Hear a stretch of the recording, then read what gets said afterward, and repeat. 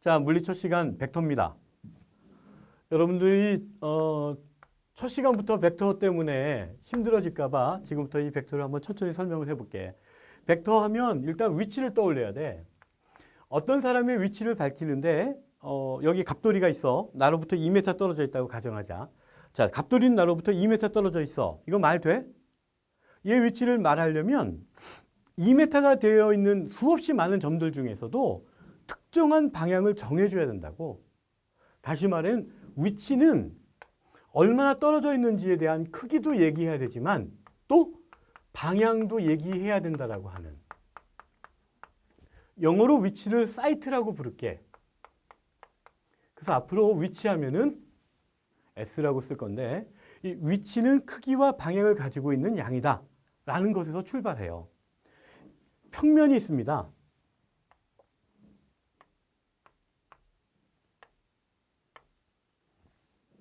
여기 어떤 물체가 놓여져 있어요.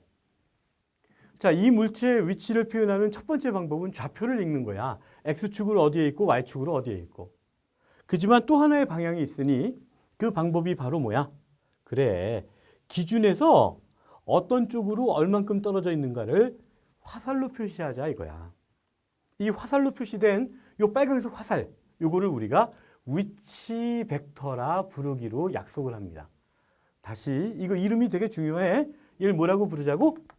그래, 위치 벡터라고 부르자. 이건 옛날 사람들의 약속이니까 기분 나빠하지 마. 그냥 그런 거야. 문제는 지금 이 녀석이 이렇게 왔단 말이야. 자, 요 과정을 한번 적어볼게. 얘가 여기로 왔다는 말은 시간이 흐르고 시간이 흘렀지. 그리고 위치가 변했다야.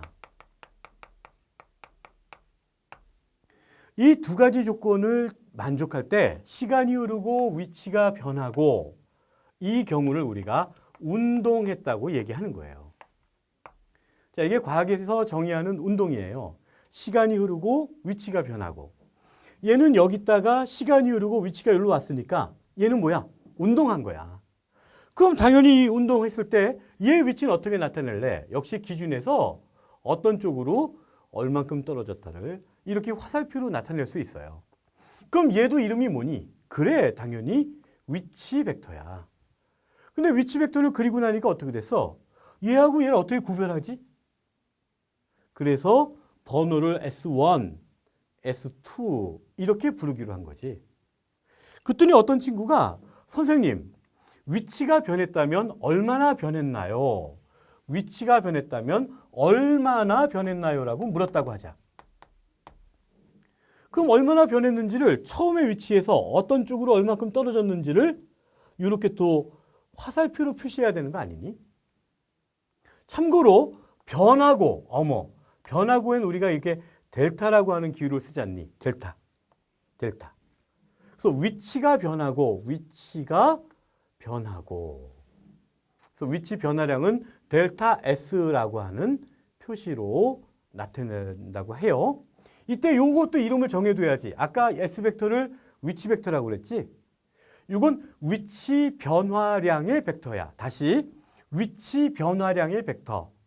그걸 줄여서 변위 벡터라 부르기로 약속을 한다. 자, 지금 잠깐만 정리할게. 처음에 어떤 물체가 있었는데 잠시 후에 이 물체가 자리를 옮겼어. 이 시간이 흐르고 위치가 변하는 걸 운동했다고 했고, 그 다음에 그때 얼마나 변했는지를 살펴보기 위해서 노란색 벡터, 변위 벡터를 이용하여 표시했어요. 근데 어떤 친구들은 이런 그림을 좀 더 간단한 식으로 문자로 나타내는 방법은 없습니까? 이렇게 질문할 수 있다고. 그리고 이 그림을 문자로 바꾸는 행위를 여러분들이 중학교 때 배웠어요. 자, 여러분들의 기억을 한번 되살려 볼게. 혹시 F1이라는 힘하고 F2라는 힘을 더해봐라. 기억나? 두 힘을 더해라 그러면 이렇게 평행사변형을 그렸죠. 그래서 이렇게 대각선을 잇는 벡터를 그리고 이 녀석이 두 힘의 합 F라고 할 때, 자, 이 관계를 여러분들은 F는 F1 플러스 F2다. 자, 이게 중학교 때 여러분들이 배웠던 그림이에요. 선생님들은 이 수업을 하면서 굉장히 조마조마했다고. 왜 조마조마했냐면 표현은 이렇게 했지만 이게 산술적인 덧셈이니? 자, 다시 할게. 얘가 5뉴턴이고 얘가 3뉴턴이야. 그럼 더해서 8뉴턴 되니? 그런 거 아니잖아. 얘는 산술적인 덧셈이 아니고 사실은 벡터의 덧셈이라고 하는 기법이야. 근데 벡터의 덧셈이라는 걸 중학생한테 얘기할 수 없잖아. 그러니까 요 표시를 못 그린 거야.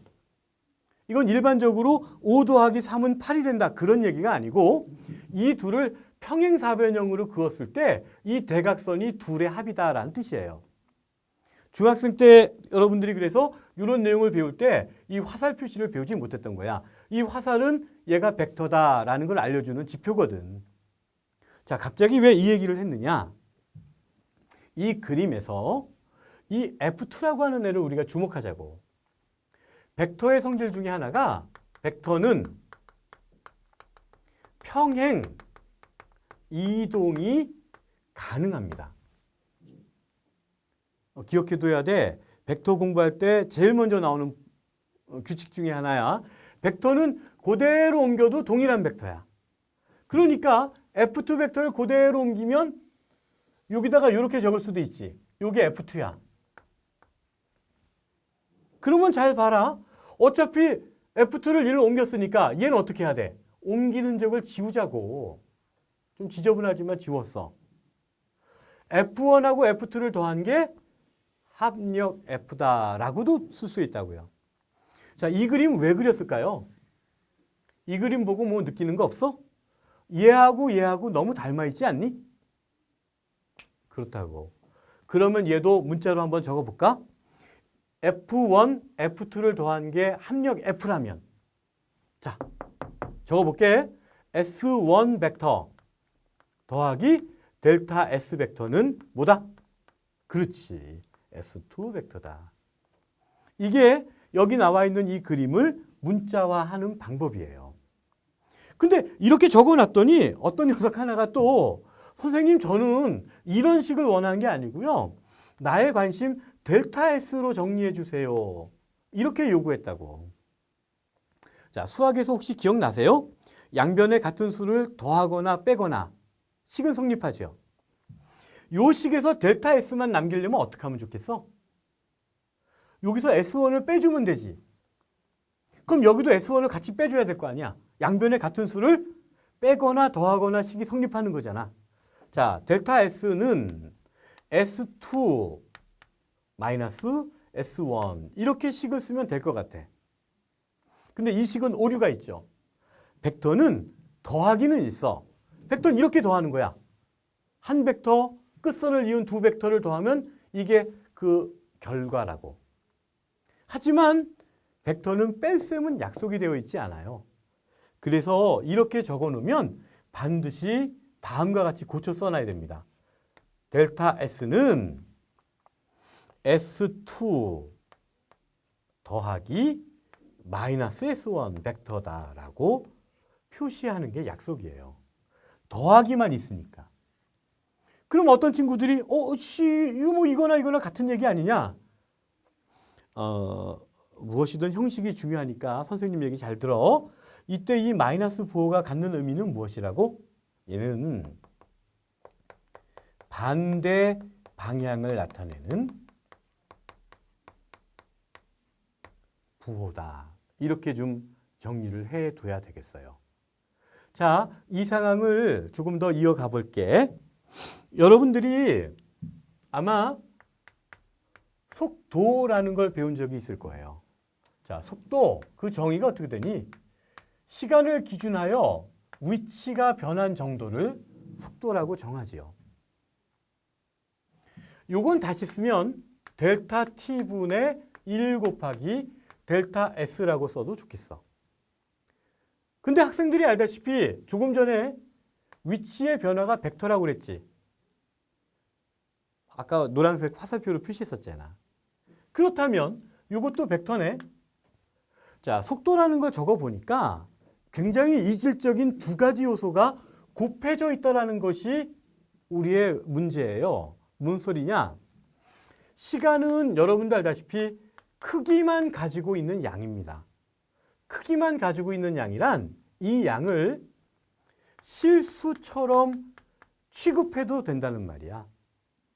실수? 실수하면 뭐가 있지? 플러스, 마이너스 이런 것들. 이런 연산에 닫혀 있다. 크기만 갖고 있는 이런 양들이 어떤 게 있는지 한번 적어볼게. 길이, 면적, 부피,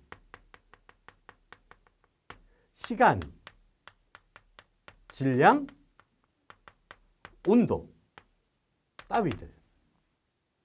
이런 것들을 한 가족, 한 카테고리로 묶으면서 이것들을 스칼라량이라고 불러요. 그러니까 이 앞에 있는 델타 T라고 하는 건 크기만 가지고 있는 스칼라량이야. 부족이. 이 부족의 이름이야. 그런데 델타 S는 뭐니? 이거는 크기만 갖고 있는 양이 아니고 방향도 가지고 있는 양이잖아. 크기뿐만 아니라 방향도 갖고 있는 이런 것들을 우리가 벡터량이라 부른다고요. 그러니까 속도라고 하는 애는 스칼라량과 벡터량의 곱이야. 이 서로 다른 부족들이 곱해졌을 때 나오는 연산의 결과를 우리가 미리 한번 받을 필요가 있다는 거죠. 근데 그게 그렇게 어렵진 않으니까 한번 설명해 볼게. 자, 보자. A 벡터라고 하는 애가 이렇게 생긴 화살표라고 할게. 그럼 이 A 벡터는 어떻게 생겼을까요? 그래, 보통 두 배 긴 화살표가 아닐까라는 생각을 하게 되죠. 근데 E가 뭐지? E가? 얘가 바로 이 부족이야. 크기만 갖고 있는 양. A는 뭐야? 벡터야. 그러니까 스칼라량과 벡터량이 곱해진 그 결과는 화살표가 된다. 그러니 얘도 뭐다? 벡터가 된다. 자, 그 생각을 여기에 연결해 보자. 속도는 스칼라와 벡터를 곱한 결과래. 그래서 뭐라고 하는 거야? 그렇지. 속도는 그 이유로 벡터량이 됩니다. 예전에 여러분들이 배웠던 방식하고 좀 다르겠지만요. 이게 속도가 벡터가 되는 엄밀한 이유예요. 만약 여러분 동생 중에 형, 속도가 왜 벡터야?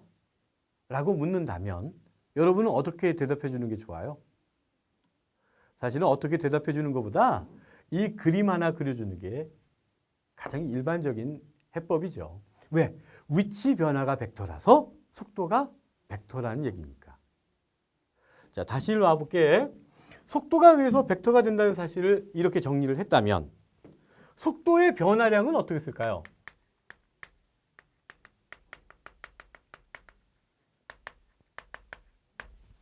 자, 속도의 변화량은 변화량이라고 하는 부호가 델타죠. 델타가 변화량. 그리고 속도는 V니까 속도의 변화량 하면 기호를 어떻게 쓰면 안 돼? 델타 V죠. 자, 속도의 변화량이라는 건 변화량은 늘 기본적으로 나중의 값에서 처음의 값을 빼는 거니까 V2라는 벡터에서 더하기 마이너스 V1 벡터를 더한다. 이게 정의예요.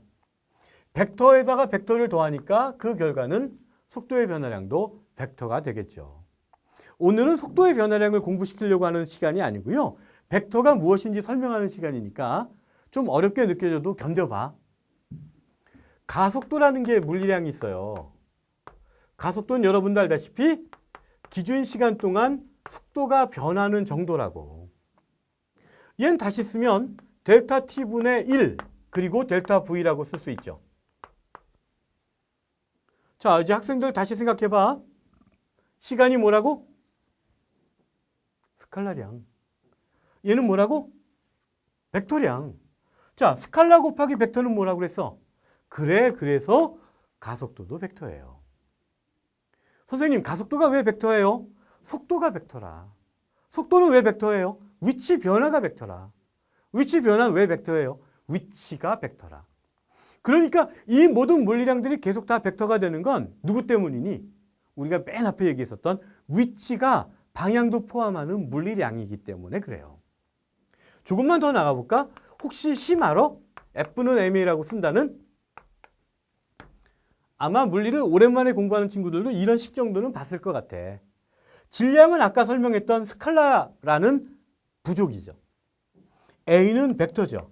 스칼라랑 벡터를 곱한 결과는 뭐가 돼요? 그렇지, 벡터지. 이게 바로 힘이 벡터가 되는 이유입니다. 이 이유로 충격량이 따위들도 다 동일한 얼개를 갖고 있습니다. 자, 그러면 벡터들이 실제로 어떻게 적용되는지 한번 확인하는 시간으로 가볼게요. 자, 조금 전에 배웠던 벡터를 실제 운동에 적용해서 한번 살펴볼게. 자, 오늘은 그저 벡터를 얘기하는 날이야. 그러니까 무슨 원운동이 나와도 원운동 자체를 어려워하면 안 돼. 원운동은 나중에 설명할 시간이 있을 거예요. 자, 지금 원운동은 오로지 벡터가 무엇인지를 설명하기 위하여 도입하는 예니까 긴장하지 말고 들으세요. 자, 어떤 물체가 원운동하고 있다고 합시다. 이 원을 잘 그리면 머리가 좋다는데 그런 기준이라면 나는 꽝이야. 어떤 물체가 지금 이런 상태에서 잠시 후에 이렇게 세타만큼 회전했어요. 위치의 변화량을 벡터로 그려라 하면 그게 변위 벡터를 그려라 그런 뜻이야. 변위 벡터는 아까처럼 시간이 흐르고 위치가 변했다. 이 녀석이 델타 S 벡터다라고 표현하는 거. 조금 전에 했던 거 기억나? 그래. 그런데 어떤 사람이 그럼 속도 벡터는 얼마니? 라고 물었어요. 자, 문제는 요 앞에 이런 수식어가 하나 붙었다고. 이거는 부사야. 어차피 여러분들이 앞으로 많이 보게 될 표현이니까 이 표현은 좀 기억해 두자. 요 말은 뭐냐면 아주 짧은 시간으로 시간을 잡았다는 뜻이야. 그러니까 그냥 한국말로 표현하면 몹시 짧게. 그 요즘 학생들 표현 들으면 뭐 이렇게 하지만 그냥 몹시 짧게라고 일단 기억하자. 그래서 요거 분의 델타 t 분의 델타 s는 어떻게 되니? 라고 물었다고 할게요. 그러면 몹시 짧게라면 각도 조금 회전하지 않았겠어? 자, 그러니 몹시 짧게라는 기준으로 다시 살펴보면 얘는 물체가 아주 짧게, 아주 짧은 시간에 요만큼 왔을 때 상상하면 돼. 그러니까 자, 그 그림을 다시 그려보면 자, 몹시 짧게라면 이렇게 되겠죠. 세타가 거의 0도가 된다는 뜻이야. 자, 그럼 세타가 거의 0도가 된다면 이게 만약에 0도에 가깝다면 여러분도 알다시피 이 두 개의 삼각형은 이등변 삼각형이잖아요. 그럼 나머지 두 개는 뭐가 되겠어? 이게 0도에 가깝다면 나머지 두 개는 거의 직각이라고 얘기할 수 있지 않아? 이거 되게 중요한 얘기하고 있는 거야. 다시 할게. 몹시 짧게라는 시간을 주면 물체가 실제로 굉장히 조금 움직였을 거라고.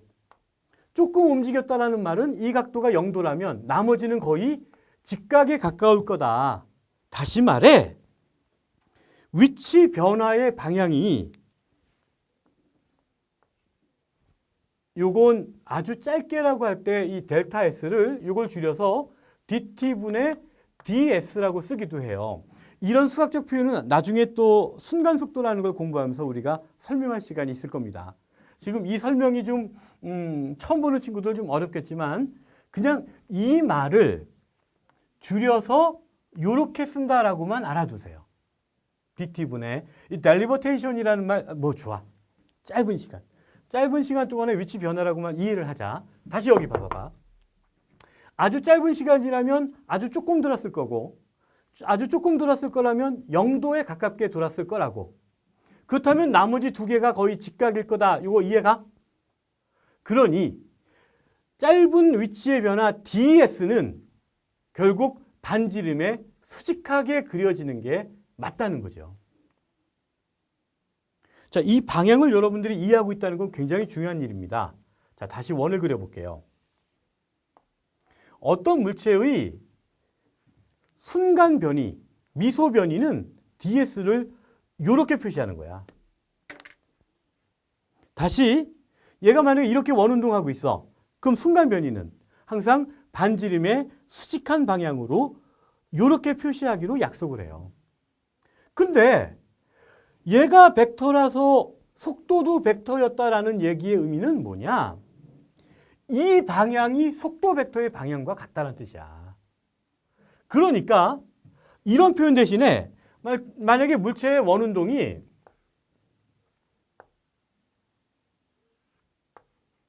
자, 물체가 원운동한다 했을 때 속도가 어떠냐라고 묻는다면 이 ds의 방향이 바로 뭐다? 그렇지, 속도의 방향이다. 그래서 원운동할 때 물체의 속도를 접선 방향으로 그리게 됩니다. 이 방향을 이해하는 건 몹시 중요하니까 귀찮더라도 학생들이 다시 한번 새겨들어야 돼. 자, 다시 용어 정리 한번 할게. 속도, 몹시 짧게 시간 간격을 잡아 델타 t분의 델타 s를 따진다를 이게 너무 기니까 매번 쓰기가 dt분의 ds라고 적는다. 1번. 다음, 아주 짧은 시간 회전했다면 이게 0도에 가까울 거다. 0도에 가깝다는 말은 나머지 두 개가 거의 직각에 가까울 거다. 그러니 얘가 직각에 가깝다면 반지름과 ds의 방향은 수직하다. 다시 말해 접선 방향으로 그려지는 것이 타당하다. 매 순간 수직할 거다. 게다가 ds의 방향이 속도의 방향과 일치해야 하므로 원운동에서 속도는 매 순간 접선 방향으로 그려지는 것이 옳다. 여기까지죠. 자, 이제 이 물체가 이렇게 운동하면요. 이 물체의 속도는 역시 접선 방향으로 그려야 한다. 여기까지는 여러분들이 큰 불만 없을 것 같아요. 자, 이게 V1이고 V2라고 합시다. 그랬더니 어떤 친구는 그러면 델타 V는요? 하고 물었어. 자, 델타 V를 지금부터 설명해 보자. 아까 어떤 얘기 했었냐면 벡터는 평행 이동이 가능하다는 얘기를 했었죠. 그지? 벡터는 평행 이동이 가능하다. 그럼 평행 이동이 가능하다는 말은 이렇게 이 V1이라는 벡터를 평행 이동시켜서 이렇게 적어도 무방하다라는 뜻이죠. 자, 이 벡터를 평행 이동시킨 거야. 자, 그때 간단한 정리 한번 해보자. 요 각이 세타예요. 이건 직각이라는 거 이해합니까? 왜 직각이지? 요게 직각이니까. 평행하니까. 다음에 직각과 세타라면 요 각도는 얼마니?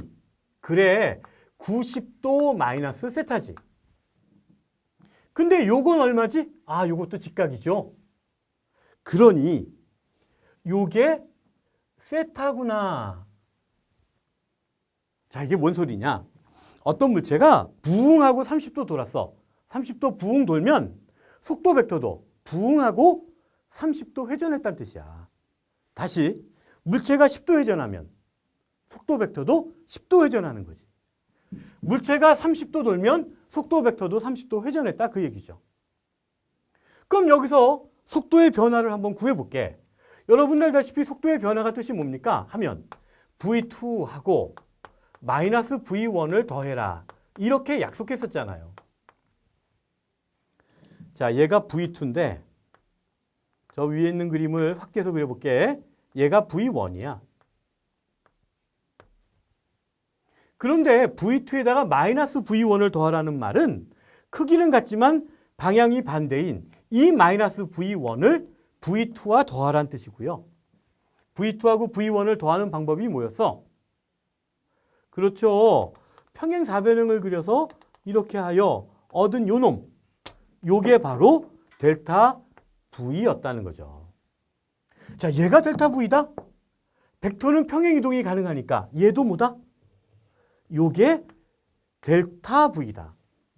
그때 이 각도는 뭐다? 세타다.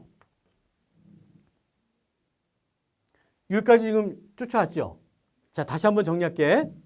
아까 속도 벡터는 접선 방향으로 그린다라는 거는 조금 전까지 설명했고, 벡터는 평행 이동이 가능하니까 이렇게 끌고 와서 옮겨놨더니 물체가 30도 돌면 속도 벡터도 30도 회전하는구나 확인했고, 이때 이 그림을 확대하여 여기다 그린 거야.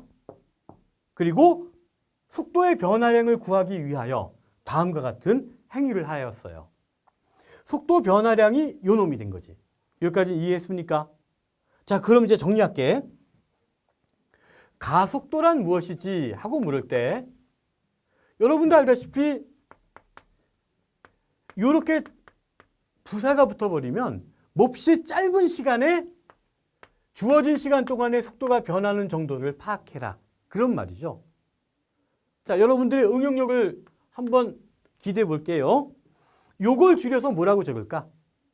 몹시 짧은 시간 dt분의 아주 짧은 미소의 속도 변화량 dv라고 놓겠죠. 자, 이런 수식어가 붙어 있을 때, 몹시 짧게라는 말이 붙었을 때는 이 각도 얼마나 됐겠어? 아주 조금 회전했다면 속도의 벡터도 아주 조금 돌지 않았겠니? 속도 벡터가 조금 돌았다는 건 이 각도가 거의 0도에 가까울 거란 얘기죠. 얘가 0도에 가깝다는 얘기는 거의 두 개가 뭐다? 직각이 될 거다. 잠깐만. 속도 변화의 방향하고 속도의 방향이 어떻다? 해볼게. 아주 짧은 순간이라면, 자, 물체가 이렇게 원운동할 때 속도의 벡터가 이렇다면 이때 dv, 속도 변화의 방향은 수직한 방향이 된다. 다시 할게요. 물체가 이렇게 회전했어요. 속도가 이 방향이라면 속도 변화의 방향은 매 순간 어떠하다고? 아주 짧은 시간이라면 이 각도는 0에 가까울 거고 0도에 가까울 거란 얘기는 이 두 개가 뭐와 같다? 삼각형 내각의 합은 180도잖아, 이 새끼들아. 그러니까 이게 0도에 가깝다라는 거 이거 직각이지. 그러니까 직각이 될 거라니까 다시 말하면 요 방향, 요 직각이 되는 요 방향이 바로 dv의 방향이 된다. 그런 얘기죠. 자, 갑자기 왜 이 얘기를 하냐고요? dv의 방향이 가속도의 방향이잖아. 얘 때문에 얘가 벡터가 되었다는 건 조금 전에 설명했었고 dv의 방향이 가속도의 방향이라는 걸 여러분이 이해했다면 자, 이제 원운동의 가속도를 정리해 볼게요.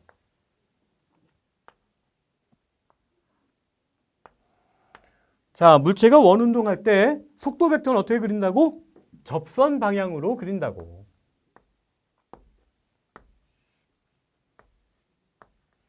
자, 가속도의 방향을 그린다면 어떻게 그리겠어요? 어떻게? 그치, 속도와 수직한 방향으로. 이게 바로 가속도의 방향이 되죠. 근데 이 가속도가 어딜 향해?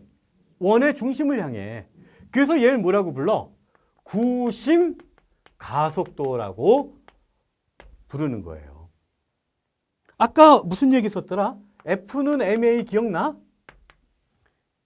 여기서 가속도가 벡터라서 힘도 벡터다 이런 얘기 했었지. 이 얘기는 뭘 의미하니? 가속도의 방향이 힘의 방향이다 그 얘기잖아. 정리하자.